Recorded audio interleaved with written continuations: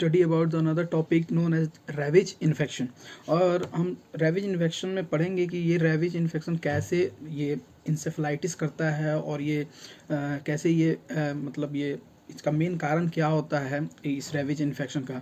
तो the main reason और the main cause for this rabies infection is rabid animal bite. जैसे कि हम बात करते हैं कि ये जो रैबिड एनिमल्स होते हैं,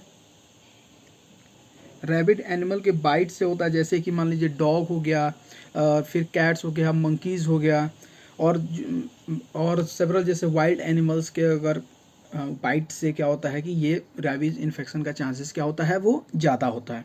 ठीक है, और ये नॉर्मली समझते हैं जैसे कि मान लीजिए कि डॉग अगर बाइट कर रहा है, ठीक है, अगर रैबिड एनिमल कोई आपको बाइट किया तो वो बाइट साइड से लेके, ठीक है, और नॉर्मली ये ट्रांसफ़र होता है पेरिफेरल नर्व से होते हुए अब ये जाता है आपके सीएनएस में। और मेनली इसको कह सकते हैं कि ये एक टाइप का एक्सोनल स्प्रेड होता है। ये कहाँ जाता है? सीएनएस में, जो पेरिफेरल नर्व सिस्टम से होते हुए एक टाइप का ये क्या है, इसमें एक्सोनल स्प्रेड होता है, देखेंगे। ठीक, मेनली समझिए, सबसे पहले एक और बात समझिए, जो वर्ल्ड रैबिज डे है वो आपको 28 सितंबर को ये मनाया जाता है, जिसमें कि अवेयरनेस उसमें अवेयरनेस कराई जाती है कि मतलब आप कैसे अपना प्रोटेक्शन, चाहे बचाव, अगर डॉग बाइट अगर होता है तो कैसे आप उसमें अपने बचाव कर सकते हैं, बेसिक ट्रीटमेंट कैसे ले सकते हैं खुद से, या चाहे फिर हॉस्पिटल में कैसे इम्यूनाइजेशन लीजिएगा। तो ये सब मतलब ये प्लानिंग के तरह इसमें बताया जाता है। इसके बाद देखते हैं कि जैसे रैबिज, ये आप देख रहे हैं डॉग जो है बाइट किया, ठीक है, और ये वायरस का स्प्रेड होता है, एक्सोनल स्प्रेड होकर ये सीएनएस में जाता है और ये फाइनली क्या करता है, इसमें इंसेफेलाइटिस का कारण बनाता है। इसके लिए समझते हैं कि कैसे ये ट्रांसफ़र होता है। सबसे पहले देखिए, जो ये वायरस होता है वो बाइट साइड से अगर जहाँ पे ये कट किया तो वहाँ से ये क्या करता है कि स्प्रेड, जैसे वहाँ पे ये वायरस क्या होगा, नॉर्मली जो वहाँ का मसल्स है उस मसल्स में क्या होगा कि वो वायरस रेप्लिकेट करेगा, और रेप्लिकेट के बाद वो पेरिफेरल नर्वस टिश्यू के पास, चाहे पेरिफेरल नर्वस सिस्टम के पास वो जाता है, और उस जो कि मतलब आपके स्पाइनल कॉर्ड से होते हुए सीएनएस में वो इंटर करता है। और फिर क्या होता है, जैसे ये वायरस असेंड करेगा आपके स्पाइनल कॉर्ड में, वो फाइनली जाके ब्रेन में रीच करता है और वहाँ पे ये क्या करता है, इंसेफेलाइटिस का ये कारण बनाता है।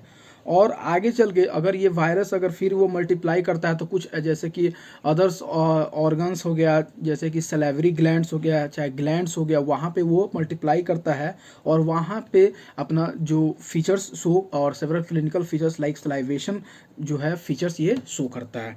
हम देखेंगे कैसे ये स्टेज आपको याद रहना चाहिए। ठीक है, कि सबसे पहले जो बाइट साइड से लेकर वो क्या होता है, नॉर्मली बाइट साइड से लेके पीएनएस से होते हुए, जैसे स्पाइनल कॉर्ड से होते हुए, और ये कहाँ जाता है, सीएनएस मतलब ब्रेन में जाता है और वहाँ पे वो इंसेफेलाइटिस करता है। मेनली जो ये डॉग बाइट है वो उसका इंक्यूबेशन पीरियड है वो लगभग 1 से 3 मंथ का होता है।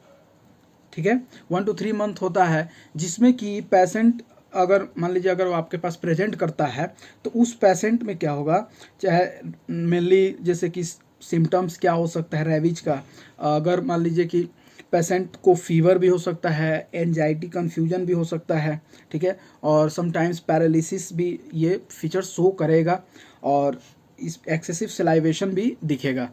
और जैसे कि ये फीचर्स डॉग में भी ऐसा दिख सकता है कि डॉग में क्या होता है, ये नॉर्मली कहाँ पे ये कॉज करता है, तो ये जो ब्रेन में 3 इसका टारगेट साइट है।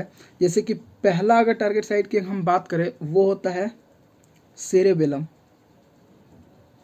ठीक है, तो ये सेरेबेलम जो मोस्ट कॉमन साइट है वो है आपके ह्यूमन में। दूसरा जो है ब्रेन स्टेम में ये कर सकता है, और तीसरा जो हिपोकैम्पस में ये करता है, हिपोकैम्पस में। लेकिन ये हिपोकैम्पस में मोस्ट कॉमन साइट किस में होता है, रैबिड एनिमल्स में।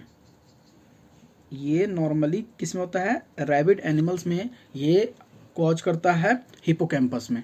तो ये आपको मेन 3 पॉइंट आपको याद रखना। मोस्ट कॉमन साइट अगर ह्यूमन की बात करें तो सेरेबेलम, ठीक है। अगर रैबिड एनिमल की बात करें तो हिपोकैम्पस। और इसमें जो सेपरल जैसे क्लिनिकल फीचर्स की अगर बात करें तो पेशेंट पे बहुत सारा, जैसे कि मान लीजिए कि अगर सीएनएस का इन्वॉल्वमेंट होता है तो उसमें सीएनएस इन्वॉल्वमेंट के चलते सीएनएस में एक्साइटेबिलिटी आएगी, और उस एक्साइटेशन के चलते पेशेंट में क्या होगा, सीएनएस एक्साइटेबिलिटी के साथ जैसे कि पेशेंट मान लीजिए मैनिया का फीचर्स आ सकता है, मैनिया के बाद चाहे स्टूपर का फीचर्स आ सकता है। ये आगे चल के मैनिया और स्टूपर के बाद से पेशेंट कोमा में भी जा सकता है, कोमाटोज हो सकता है। और फाइनली पेशेंट क्या होगा जब कोमाटोज में जाएगा, ठीक है, और उसकी डेथ भी हो सकती है। और डेथ का जो मोस्ट कॉमन कॉज है वो है respiratory failure. The most common cause for the death is respiratory failure. Respiratory failure इसका most common cause of death है। आगे देखते हैं, जैसे मान लीजिए कि इस पेशेंट में अदर्स जैसे फीचर्स है, जैसे कि हाइड्रोफोबिया। पेशेंट में हाइड्रोफोबिया भी दिखेगा, उसको पानी से डर लगेगा, ठीक है। जब आप उसके पास पानी ले जाइएगा तो उस पानी से उसको क्या होगा कि थोड़ा फियर होगा, ठीक है। हाइड्रो मीन्स वाटर और फोबिया मीन्स फियर, ठीक है। तो पानी से उसको डर क्यों होगा, क्योंकि क्या होगा, जैसे ये जो नॉर्मली क्या होता है कि सेवरल ऑर्गन्स में चाहे ये ग्लैंड्स में ये मल्टीप्लाई किया है, तो उस समय क्या होता है कि जब ये मसल्स में अगर ये वर्क करता है मस्कुलेचर पे, जैसे कि फेरेंजियल मस्कुलेचर है, उसका कॉन्ट्रैक्चर कराता है, और उसके फेरेंजियल मसल्स के कॉन्ट्रैक्चर के कारण क्या होगा कि जब वो पर्सन अगर वो जैसे कि पानी लेगा, ठीक है, तो वो एवर्जन कर देगा, वो बाहर की तरफ नॉर्मली वो क्या कर देगा, वो स्वेलिंग नहीं कर सकता है पेशेंट, ठीक है। और इसके चलते क्या होता है, नॉर्मली ये हाइड्रोफोबिया का कारण क्या है, due to what, due to contracture of what, pharyngeal, due to contracture of pharyngeal muscles. Pharyngeal muscles के कॉन्ट्रैक्चर के बाद क्या होगा कि पेशेंट पे कभी कभी फोमिंग भी दिखने लगता है, ठीक है। एवर्जन के जो कि मतलब माउथ के पास फोमिंग होगा वो क्रिएट करेगा, ठीक है। एवर्जन जिसमें कि पेशेंट स्वेलिंग भी नहीं कर सकता है। तीसरी अगर पॉइंट की अगर बात करें तो पेशेंट में क्या होगा कि एक जैसे कि वीकनेस आएगी, ठीक है, और ये फ्लैसिड पैरालिसिस का ये कारण बनाता है, फ्लैसिड पैरालिसिस का भी ये कारण बनाता है पेशेंट में। बात करते हैं और जैसे कि ये आप देखें, फीवर भी हो गया, एंजाइटी, कन्फ्यूजन, स्लाइड पैरालिसिस जैसे फ्लैसिड पैरालिसिस का ये कारण बनाता है। फिर एक्सेसिव सलाइवेशन भी हमें दिखता है। फिर अगर बात करते हैं हम इसका हिस्टोपैथ एग्जामिनेशन, तो हिस्टोपैथ एग्जामिनेशन में जब हम देखते हैं तो नॉर्मल हम अगर ह्यूमन में अगर लेते हैं तो ह्यूमन में अगर जब हम बात करते हैं तो ये सेरेबेलम है, ये सेरेबेलम का पार्ट है। और ये सेरेबेलम का जब हम देखते हैं, जैसे कि मान लीजिए कि हम देख रहे हैं, ये समझिए कि ये है पुरकिंजी सेल, पुरकिंजी सेल है इसमें का, ठीक है। और ये जो आपको ये दिख रहा है ग्रैनुलर सेल्स है, ठीक है। फिर मॉलिक्यूलर लेयर होता है, 3 लेयर होता है, मॉलिक्यूलर लेयर होता है, ठीक है। फिर एक में जिसमें कि पुरकिंजी लेयर होता है, इसके बाद से जो ग्रैनुलर लेयर होता है। तो यहाँ पे देखिए ये जो पुरकिंजी सेल है, तो पुरकिंजी सेल में क्या होता है, यहाँ पे एक इस्नोफिलिक ग्रैन्यूल्स आपको दिख रहा है। जैसे कैसे, जैसे मान लीजिए ये है आपका पुरकिंजी सेल, ठीक है, और जो ये न्यूक्लियस है, और यहाँ पे ये ग्रेन्यूल्स आपको दिख रहा है। ऐसे ही पुरकिंजी सेल में यहाँ पे आपको ये दिख रहा है, यहाँ पे, ठीक है। तो ये कारण होता है, यहाँ पे पुरकिंजी सेल में ये नेगरी बॉडीज जो है इनका डिपोजिशन होता है। ये नेगरी, इसको क्या कहते हैं, नेगरी बॉडीज, इसको क्या कहते हैं, नेगरी बॉडीज। और ये जो नेग्रीज बॉडीज होते हैं ये क्या होते हैं, एक तरह का क्या होता है, ये इस्नोफिलिक साइटोप्लाज्मिक वायरल इंक्लूजन्स होते हैं, इस्नोफिलिक साइटोप्लाज्मिक वायरल इंक्लूजन। अगर हम बात करते हैं कि देखिए कि अगर हम जैसे कि बात करते हैं लेवी बॉडी के बारे में, हम पढ़े थे इसके पहले जैसे पार्किंसन डिजीज़ में। तो पार्किंसन डिजीज़ में क्या था कि यही जो है स्नोफिलिक ग्रेन्यूल्स आपको जो दिख रहा है, वैसा ही स्नोफिलिक ग्रेन्यूल्स इसमें भी होता है आपके पार्किंसन डिजीज़ में, लेकिन उसके सराउंडिंग क्या होता है, हेलो होता है, सराउंडिंग हेलो, स्नोफिलिक इंक्लूजन विथ हेलो। तो वो आपको किस में दिखेगा, पार्किंसन डिजीज में। लेकिन अगर स्नोफिलिक इंक्लूजन्स है लेकिन इसमें कोई नो हेलो, अगर हेलो नहीं है तो वो है नेग्रीज बॉडीज, जैसे स्नोफिलिक साइटोप्लाज्मिक वायरल इंक्लूजन, वो आपको किस में दिखता है, रेबिज इन्फेक्शन में। ठीक, दूसरा देख लेते हैं। जैसे इसमें देखिए क्लियर कट दिख रहा है आपको कि ये जो है, ये जो सेल है, ठीक है, वो क्या है, ये है आपका पुरकिंजी सेल। ठीक है, इस पुरकिंजी सेल के क्या है कि ये जो दिख रहा है ये है आपका नेग्री बॉडीज। और ये नेग्री बॉडीज कब देखने के लिए मिलता है, जब पेशेंट डाई कर जाता है, जब ऑटोप्सी करते हैं ब्रेन का, तब हमें ये दिखता है। ठीक है, तो अब क्या कर सकते हैं, जैसे कि और ये जो आपको दिख रहा है ये सब ग्रैनुलर सेल्स हैं, ग्रैनुलर लेयर्स में। ठीक है, ये ग्रैनुलर सेल्स हैं। आगे देखते हैं, ये तो आपका हिस्टोपैथ एग्जामिनेशन हुआ। और हिस्टोपैथ एग्जामिनेशन मोस्ट कॉमन अगर क्वेश्चन आना हो तो सबसे ज़्यादा यहाँ से आएगा इसका हिस्टोपैथ, और दूसरा जो इसका मोस्ट कॉमन साइट। तो दो क्वेश्चन है यहाँ पे जो सबसे ज़्यादा इम्पोर्टेंट है जो यहाँ से आने का, एक ये हुआ और इसका हिस्टोपैथ। आगे देखते हैं कि जैसे कि कुछ हम लोग साइंस पढ़ते हैं कि कैसे जैसे कि पेशेंट में, पेशेंट नहीं, जैसे डॉग्स में, जैसे कि अगर वो रेबिस इन्फेक्टेड डॉग है तो उसमें हम क्या साइन देखेंगे कि तब मालूम करेंगे कि हाँ वो डॉग आपके लिए क्या है, वो डेंजर है। कैसे, ये क्या होगा, जो इस डॉग में क्या है, एग्रेशन दिख रहा है, हाईली एग्रेसिव होगा ये डॉग। ठीक है, हाईली एग्रेसिव होगा नेचर में। फिर क्या होगा, ये इसका वॉमिट टाइप से करेगा। ठीक है, और उसको क्या होगा कि थोड़ा सा ये लेथार्जी टाइप से ये फील करेगा डॉग। ठीक है, एक्सेसिव डॉग में क्या होगा, सिलाइवेशन होगा, एक्सेसिव डॉग में सिलाइवेशन होगा। फिर इसके बाद से हमें ये भी देखना है कि डॉग में कहीं कट मार्क्स, ठीक है, कहीं कट मार्क्स तो नहीं है। और इसके बाद हमें क्या लेना है, डॉग का प्रॉपर इम्यूनाइजेशन कराना है, प्रॉपर जो वैक्सीन जो होता है, ठीक है, वो हमें सही समय पे कराते रहना है। फिर इसके बाद से हम अवॉइड करना है कि जो आपका पेट है, अवॉइड योर पेट, ठीक है, किससे नहीं मिलने देना है, तो वो स्ट्रीट्स डॉग से आपको मिलने नहीं देना है ज़्यादा। ठीक है, ये प्रेफर करना है कि ये चीज़ ना हो।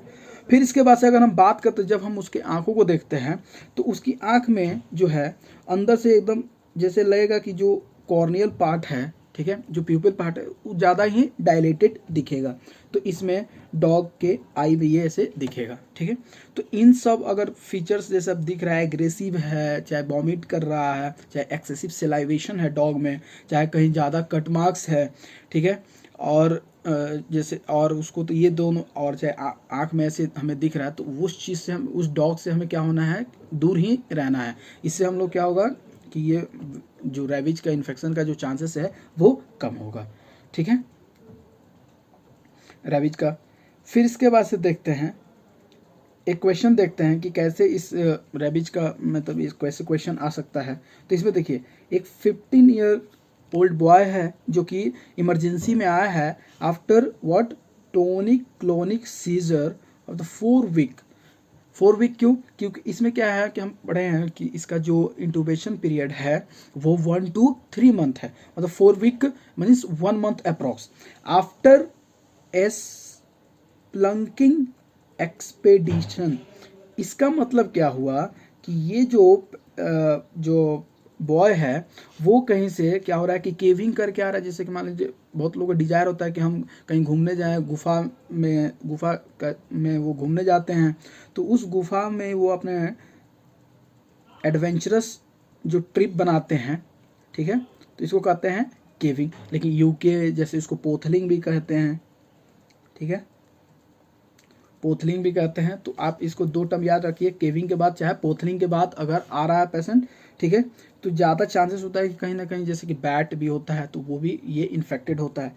तो boy appear irritable and agitated and his parents difficulty in what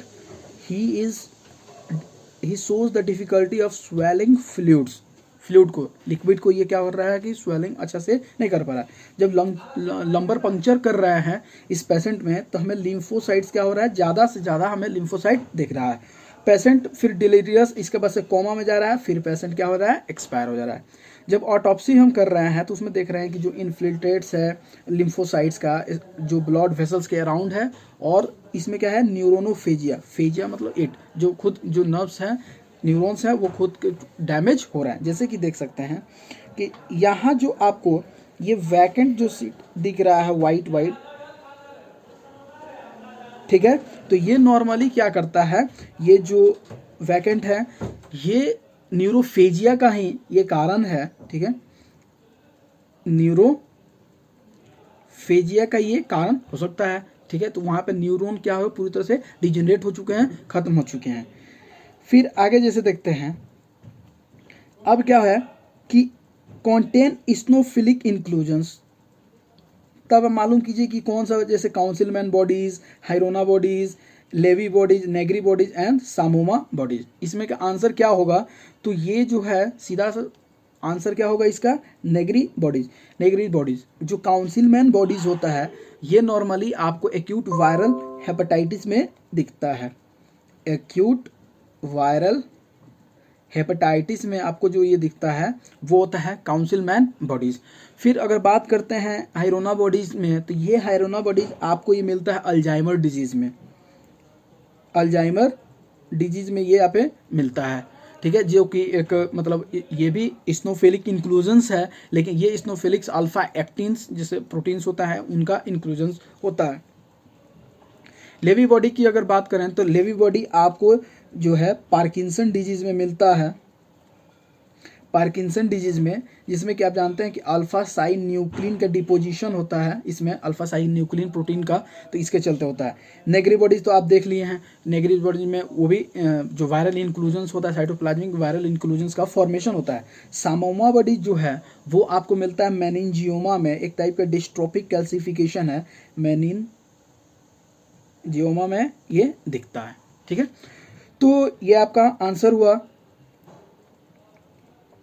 Negri bodies.